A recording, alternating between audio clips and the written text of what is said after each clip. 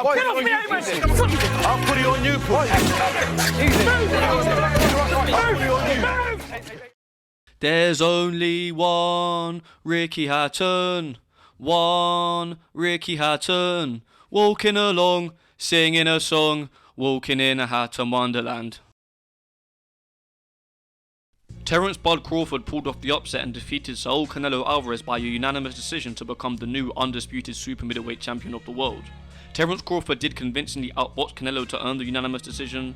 A lot of people thought the official cards were rather close, but the brothers who interact with my community posts will already know my take on the scorecards. The judges' scorecards or even how the fight played out is not really what we're talking about today. Crawford won the fight clearly at the end of the day. What we will be discussing today is the magnitude of what Terence Crawford has achieved in this one victory over Canelo, and what the historical significance of the victory is. So to understand just how much this one win has uplifted the legend of Terence Crawford, we will first have to look back at what Bud had already achieved before this great victory. He had of course already achieved a lot, as despite this being his biggest ever victory and his big comeuppance, seeing him with all of those belts was nothing new at all. So Terence Crawford was a 4-weight world champion with a record of 41-0 before the Canelo fight. He was a 2-weight undisputed world champion, becoming undisputed at super lightweight and welterweight. He was the first 2-weight undisputed world champion in the 4-belt era, and he was actually just the first 4-belt era undisputed champion all round, contrary to popular belief or common knowledge. The great Bernard Hopkins is the first fighter to hold all 4 of the major world titles which are recognised today, all at the same time.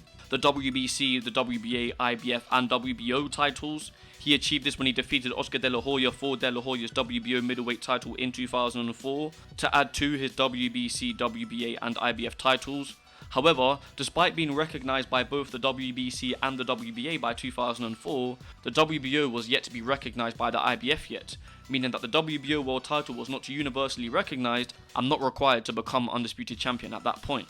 The IBF did not recognise the WBO until February of 2007, so the 4-belt era officially began in February of 2007.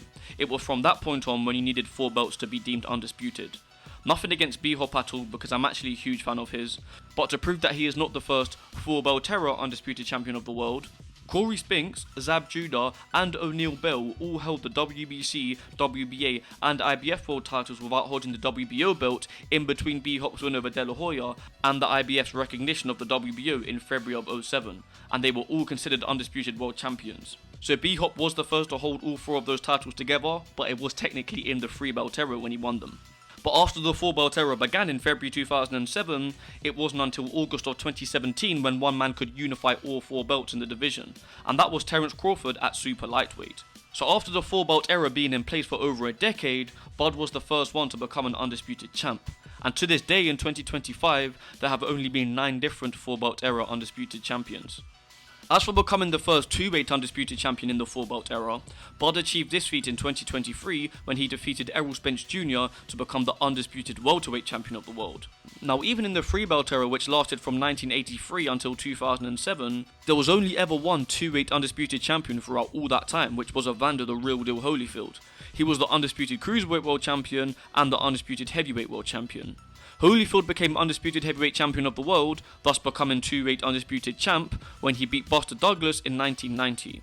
So in 2023, Terence Crawford was the first man to become a 2-weight undisputed world champion all round in 33 years, of course becoming the first to do it with the extra belt required.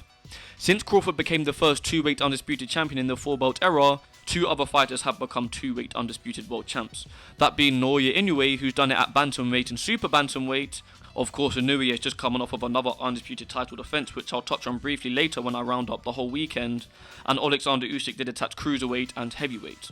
Just to note, Terence Crawford, Alexander Usyk and Naoya Inoue are today the top 3 pound-for-pound fighters in the world, with Dmitry Bivol just beneath them at 4. And I fully agree with Ring Magazine's top 4 there. Also, Terence Crawford remains the only 4-belt era undisputed welterweight champion of the world. It will certainly remain that way for the next year or so because all 4 belts in the division are currently held by different fighters, but just an aside here, with the current state of that division, I would not be surprised at all if one Devin Haney cleans up the division to join Bud Crawford in the 4-belt undisputed welterweight champion club. Now of course, Crawford's world title achievements go beyond all that undisputed talk, because as aforementioned, he was a 4-weight world champion. He held the WBO and Ring Magazine lightweight title and the WBA super welterweight title. Bud made 2 defenses of the WBO lightweight title, Before becoming undisputed at super lightweight, he made 5 defenses of the WBO title and 2 defenses of the unified WBO and WBC title and the Ring Magazine title, and he made 6 defenses of the WBO welterweight title before becoming undisputed at welterweight. So obviously, as you can tell, Crawford used the WBO moving up in weight mandatory rule to get his title shots up the weights.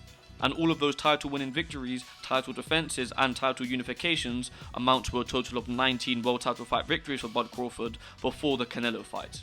So to reiterate before we get to what he's achieved now with the Canelo win, Terence Crawford was a 4-weight world champion, a 2-weight undisputed champion, the first ever 4-belt era undisputed champion and the first ever 4-belt era 2-weight undisputed champion, and he amassed a total of 19 world title fight victories.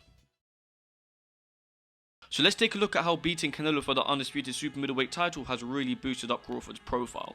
So as well as becoming the first 4-belt era undisputed champion and the first 4-belt era 2-weight undisputed champion, Terence Crawford is now the first ever 3-weight undisputed champion in the 4-belt era. The guy just keeps on breaking records, man, I swear. Keeps on making history. But remember how I said before that there was only ever one 2-weight undisputed champion in the entirety of the 3-belt era, which was Evander Holyfield? Well, in that 3-belt era, the WBC, WBA and IBF days that lasted from 1983 until 2007, there was no 3-weight undisputed champion at all. And guess what? In the 2-belt era, so to speak, the WBC and WBA days, which lasted from 1963 until 1983, there was also no 3-weight undisputed champion. So nobody could do it in the 2-belt era nor the 3-belt era. But Bud Crawford has done it in the 4-belt era. The last fighter to become a 3-weight undisputed champion was Henry Armstrong, who did it at featherweight, lightweight and welterweight, completing the trifecta when he became welterweight world champ in 1938. So Terence Crawford is the first man to become a 3-weight undisputed champion of the world in 87 years. But Armstrong did it in the National Boxing Association days when undisputed wasn't really as much of a thing outside of the NBA title being unified with the lineage, so to speak. So let's say that Crawford is the only ever 3-weight undisputed world champion in the whole 62-year history of unifying world titles. By the way, if you are one who is satisfied by witnessing and living through records being broken like this, then be grateful in hindsight that the Canelo vs Williams skull fight happened. Because as abysmal as that fight was, Canelo gained the IBF title back to become the undisputed super middleweight champion of the world again, so that the super fight with Crawford could be for undisputed gold, so that there could be more at stake in this massive fight. I spoke about that in my undisputed video the other month, in which I detailed the world title scene of every belt in every weight class. By the way, as for Canelo getting the IBF belt back just so the super fight with the guy coming up in weight could be for all 4 of the belts, well, we just saw a very similar thing happen in another weight class, which I'll get to later. Well, you know already if you saw the undisputed video. Not that it isn't obvious anyway, in fact.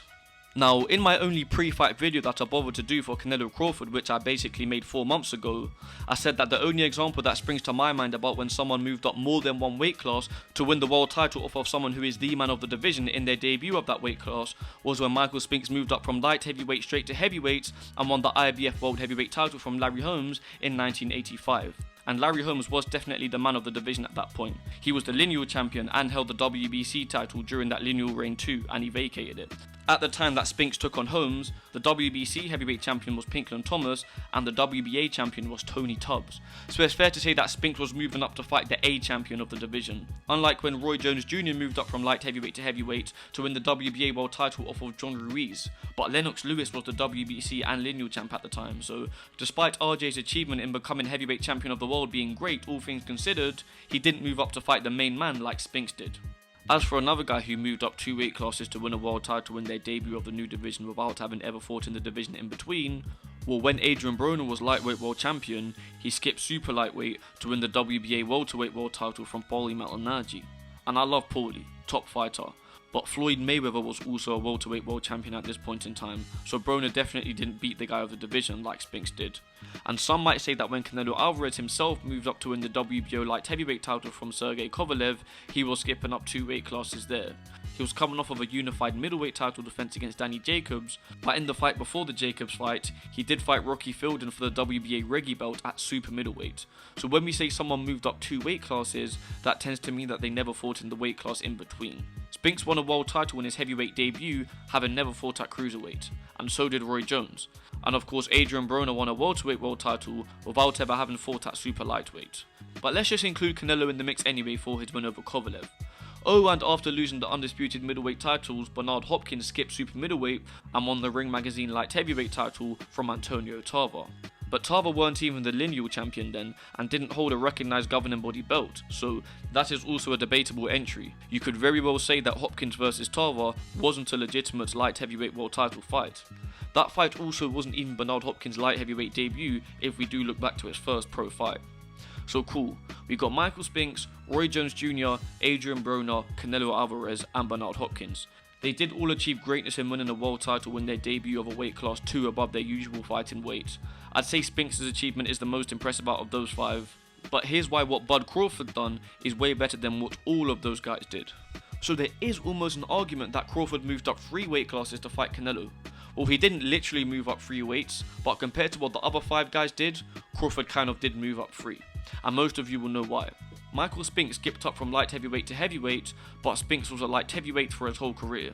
Roy Jones skipped from light heavyweight up to heavyweight as well, but Jones had fought at light heavyweight 15 times, with 12 of those fights being world title fight victories.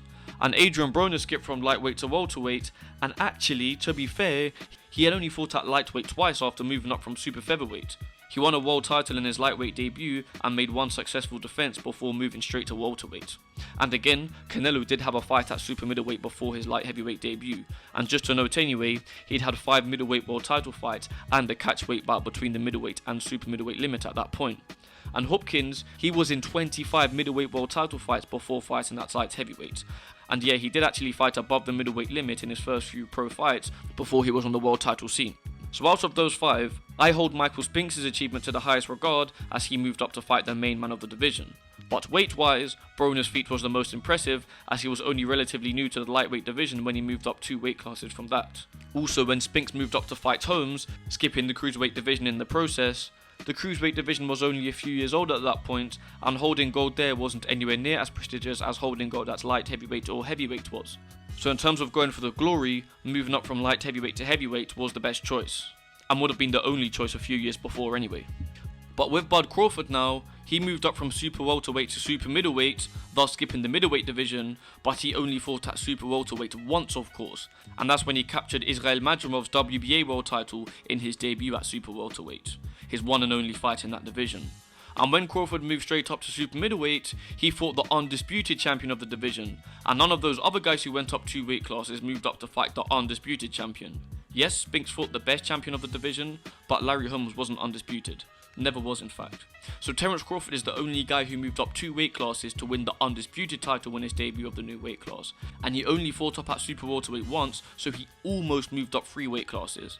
By the way, I know Manny Pacquiao moved up 3 weight classes when he moved from flyweight straight to super bantamweight, but it did take him 7 fights to win a full world title at super bantamweight. We're talking about guys who won the world title on their debut of the division here. Bud Crawford is now also the only ever fighter to win an undisputed title in their debut of a new weight class in the history of unifying multiple recognised world titles, and that applies for moving up any number of weights, even just 1. Nobody's done it, but Bud has done it moving up 2 weights. So in the 3-belt era, Evander Holyfield won the undisputed heavyweight title from Buster Douglas after moving up from cruiserweight, but Holyfield had already fought at heavyweight 6 times at the point of fighting Douglas. And Zab Judah did get the chance to take on Corey Spinks for his undisputed welterweight title on his welterweight debut, but Judah lost to Spinks in the first fight, and then won 2 more fights at welterweight to earn that rematch with Spinks, in which Judah defeated him to ultimately become the undisputed welterweight champ. So as you can tell from that, moving up in weight to beat an undisputed world champion straight away ain't really a thing. People tend to move up to fight a mere belt holder. But Crawford moved up 2 and almost as good enough as 3 weight classes to beat a 4-belt undisputed champion in his first fight in the division. Talk about daring to be great. So now after defeating Canelo Alvarez, Terence Crawford has gone from having a record of 41-0 with 19 consecutive world title fight victories to of course being 42-0 with 20 consecutive world title fight victories. He has gone from being a 4-weight world champion to being a 5-weight world champion. He has gone from being a 2-weight undisputed world champion to being a 3-weight undisputed world champion, the only ever 3-weight undisputed champion in the entire history of there being more than one recognised world sanctioning body, and he joins the club as one of the only 4 men who skipped up 2 weight classes to win a world title in their debut of the division above the one that they were fighting at. But Crawford did it to the highest scale, as he only even fought at super welterweight once, and then he beat the undisputed super middleweight world champion.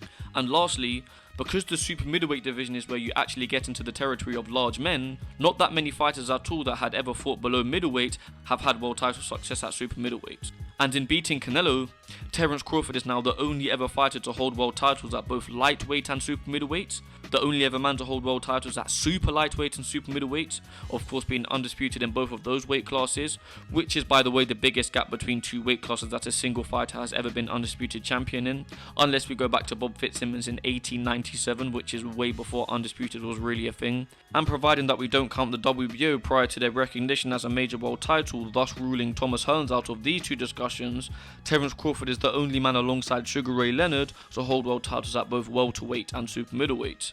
But Crawford was undisputed in both weight classes and Leonard was not undisputed at super middleweight, so Crawford has that over Leonard. And Crawford joins the club alongside both Sugar Ray Leonard and Canelo Alvarez himself as the only two guys to hold world titles at both super welterweight and super middleweight. So yes, Crawford's win over Canelo Alvarez for the undisputed super middleweight world title is off the scales in terms of all of the records that Crawford has now broken. But does all of that stuff make Terence Crawford the GOAT of the sport now? A lot of people would say no because the body of wins doesn't account for it, but with all of those world title records that Crawford holds, well, I mean, you don't achieve all of that without beating the elite of the elite. People don't become unified and undisputed champions by chance, so beating people who have achieved that will always count as a top tier win. Anyway, I'm just here to talk about all of the records that Crawford has broken and stuff. This isn't a resume deep dive in terms of the names that he's beaten and stuff. So I'll leave discussions about his quality of wins up to you guys in the comments. And please do have at it. I do care what you guys have to say about such matters. Obviously, a bunch of other stuff happened over the weekend. I'm not forced to talk about the Netflix card as a whole because I probably have the same axe to grind as literally everyone else does. Well, as for what Paulie Malignaggi said about it on both his own channel and on Boxing Scene, I pretty much agree with everything that he has said verbatim. The next Netflix boxing card is Jake Paul vs Tank Davis, and I might do a piece about boxing on Netflix all round, either in preview or in reaction to that card, more likely the latter, or I might do a video about Jake Paul's influence in boxing and devote a section of that to talking about boxing on Netflix. But I'm not asked to get into all of that now, too much else happened on the weekend just gone. So earlier in the night, Lewis Crocker won the vacant IBF welterweight title by way of split decision in his rematch with Paddy Donovan, and this was a weird one. Yes, Lewis Crocker boxed miles better in this rematch than he did in the first fight. Yes, he scored two 10-8 rounds over Paddy Donovan, which is big, but if you do the maths, Paddy Donovan needs to win 8 of the rounds to win the fight, having conceded 2 knockdowns, and most people would agree that Donovan did win 8 rounds there. And for Lewis Crocker to be crowned the new world champion, he needs to win just 6 rounds. If you only give Crocker 5 rounds though, then it would have been a draw. The two official judges who gave the fight to Crocker gave it him 114 to 112 and 114 to 113 respectively. And with the two 10-8s in Crocker's favour, the 114 to 112 card is a 6 rounds to 6 score card, and the 114 to 113 card is actually 6 rounds to 5 to Paddy Donovan with 1 even round, but of course that means Crocker wins off of the 2 knockdowns. And the judge who gave it to Donovan gave it him 115 to 111, meaning they only gave Crocker 1 round outside of his 2 knockdown rounds. You guys have got to come to me for stuff like this because the ambiguous and willy-nilly way that promoter Eddie 116-112 Hearn talks about scorecards after a fight like this happens on one of his shows will leave you even more confused. Well, not that most of my audience aren't hardcore fans that know about all of this stuff already, but I hate the way that Eddie Hearn says dumb shit like, because of the 2 knockdowns, I reckon Crocker wins the fight if you give him 3 rounds outside of the knockdown rounds. It takes a few seconds of basic math to realise that that is not the case, and you would have thought that the scorecard math would have come more naturally to a guy who's been in boxing his whole life. But yeah, I guess Eddie Hearn's just sounding ambiguous on purpose, so it doesn't make it seem like he's saying that Lewis Crocker won a robbery.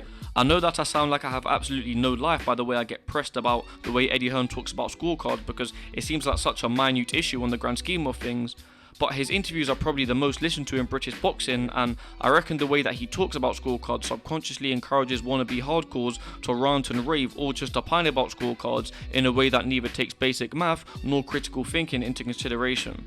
So anyway, of course in fight 1, Lewis Crocker was a punching bag and Paddy Donovan was boxing the bleeding head off of him before he got DQ'd. I was boxing the bleeding head off him. But apparently there was something wrong with Crocker in fight 1 and we were going to get a different version of him here. And from the start of the rematch, that did look to be the case as Crocker started out feinting and moving and being on point, not just stood there leaning forward in high guard. And he was acting as a counter puncher, keeping Donovan guessing with big counter shots. and it was Crocker's counterpunch in which scored him 2 knockdowns in the first 5 rounds, the second of which hurt Donovan quite badly. So Donovan wasn't going to get away with completely boxing Crocker around here. He was at risk of getting stopped by Crocker this time around. So in the first 5 rounds, I edged the first round to Donovan, very tentative round. I gave the second to Crocker. Crocker won the third 10-8. I gave the 4th round to Lewis Crocker as well, and he also won the 5th round 10-8, so I had Crocker well ahead after 5 rounds. But here's the issue. Crocker had a slow 6th round and did not capitalise on dropping Donovan hard at the end of the previous round. But it's a thing where it's like, cool, the counter punches are doing it for Crocker, so surely he'll land another big one soon to drop Donovan again or even knock him out. And Crocker was still passive in the 7th round and lost that round just like the 6th, but it's like, cool, a couple of slow rounds, but he could still very well land another big one. But as it was, Paddy Donovan just ended up running away with the fight.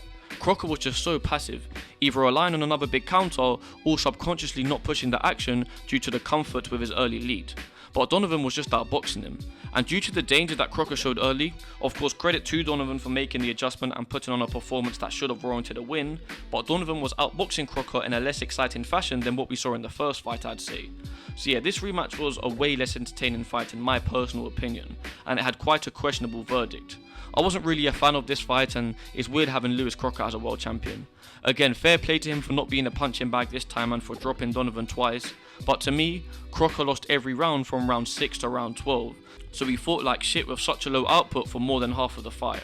And most people would say that outside of those rounds from 6 to 12, you do give Donovan at least one of the first 5 rounds. So realistically, this fight probably should have been 114 to 112 to Paddy Donovan, and many would argue that it should have been even wider than that in Donovan's favour. 116 to 111 to Donovan, the BoxRec fan scoring had it.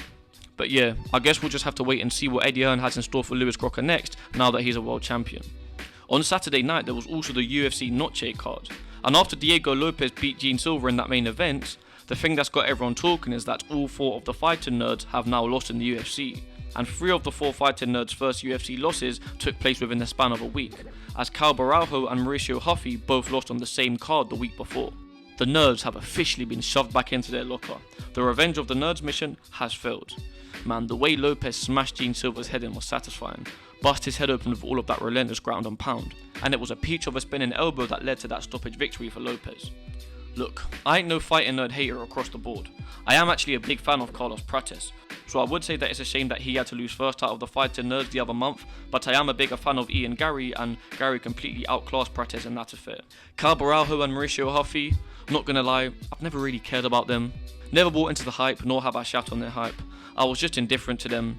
And is it a surprise that Huffy got subbed by BSD, given the fact that Huffy has never really proven to be competent on the ground? No. And is the fact that Cal Baraujo got out kickboxed by Nassourdine Imavov a surprise? Not in the slightest. Imavov is nice with it, man. Proper crisp striker. And he's way more proven than Baraujo, in terms of his resume. But as for Gene Silva, look, you guys know I'm not a hater. You know that I tend to be a fan of most fighters. I'm always like, yeah, I'm a fan of this guy, I'm a fan of that guy, boxing or MMA. But I'm going to be honest, Gene Silva is an annoying pest, and I was very happy to see him get destroyed and see his face get rearranged by Diego Lopez. I don't glorify hating on this channel at all, but I will come clean and say that I am basically a Gene Silva hater. And I am a Lopez fan as well, so it's cool to see him get the dub. Will the fighting nerds be back?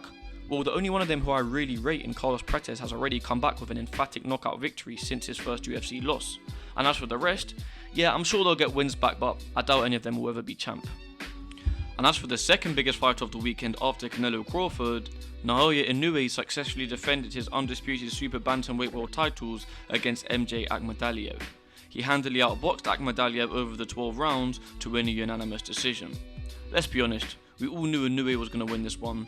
I'm not going to do an I told you so at all when Inoue was such a big favourite anyway, but I always did say that Inoue was going to win this one in multiple videos and community posts of mine.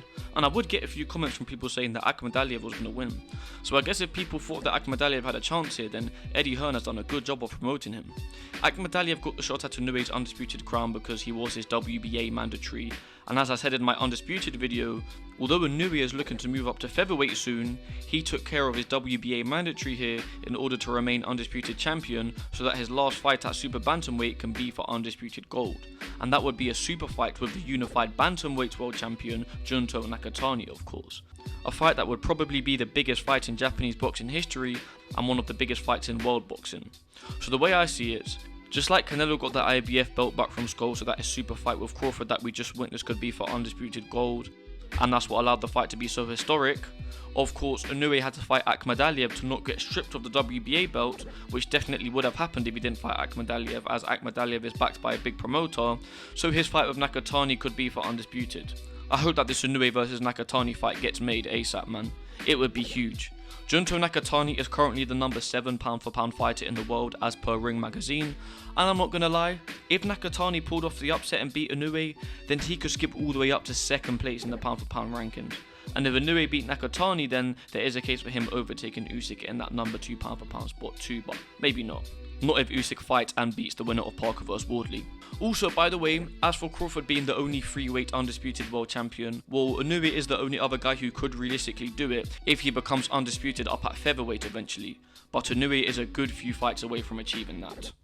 Alright, so as a lot of you could probably tell, I was quite set on Inoue versus Nakatani next. I was set on Inoue versus Nakatani being Inoue's final fight at super bantamweight, so we could then move up to featherweight. But it turns out that Inoue has another fight at super bantamweight here against Picasso, and Picasso is actually his WBC mandatory. And on the co-main event of that card, Nakatani is making his super bantamweight debut. Yes, Nakatani has officially vacated his WBC and IBF bantamweight titles, and these fights are happening right at the end of this year, so one would assume that this sets up Inoue versus Nakatani for 2026. So that's going to be a big one. And yeah, this Ring 5 card is pretty stacked all round. Also, by the way, I had no idea that Yoshiki Takei lost his WBO title to that Medina guy on the Inoue undercard on the weekend. I did not watch the card live, and I didn't even know this fight was happening. I knew that this Medina guy was Takei's mandatory, and I know that big Japanese cards usually have a world title fight on the undercard, but I literally had no idea this fight was happening. I watched the full fight replay of the Inoue fight and just didn't think about what the undercard would have been, but yeah, this comes as a shock just finding this out now. Alright, so I do just want to give a thank you to Ricky Hatton for all that he has done for British boxing. The man was a great champion and a very exciting fighter to watch. He was all action and used to get stuck in on the inside, my type of fighter, brutalising his opponents to the body, and his world title winning performance against Costa Zhu was one of the best ever seen on British soil. The man was beloved by everyone in the boxing community and in his local community. He received an MBE for his services in sport, and he has been very open about his struggles in the past and has been a pioneer of using boxing as a tool to turn your life around, motivating others to take up boxing. He helped fighters by training them or training with them directly, and I'm sure he also gave second-hand motivation for a bunch of young fighters who look up to him. 46 is way too young to go. I actually share a birthday with Ricky Hatton. He would have been 47 in just a few weeks. It's no secret that Ricky battled with alcohol and drug abuse, and as well as this, his weight also fluctuated to an extreme extent during his boxing days. He mainly fought at super lightweight in his career, the 10 stone division, but Ricky would get quite ostensibly overweight between fights. He looks like he would have been going up to like 14 stone or something between fights, so he would have had to do extreme weight cuts to make the super lightweight limits. With the constant rapid weight gains after the weight cuts, and with the substance abuse issues, Hatton's heart surely wouldn't have been healthy. But 46 is still so young. Heart problems have caused people to die much younger in the last 5 odd years, eh? Regardless of what the yet to be known cause of the death is, Ricky Hatton will be truly missed by all of us. A truly great boxer and a truly great man. May God rest his soul. Anyway, you guys let me know your thoughts about the extent of Terence Crawford's all-time great status after his win over Canelo, and you have been listening to O.M.E. Boxing.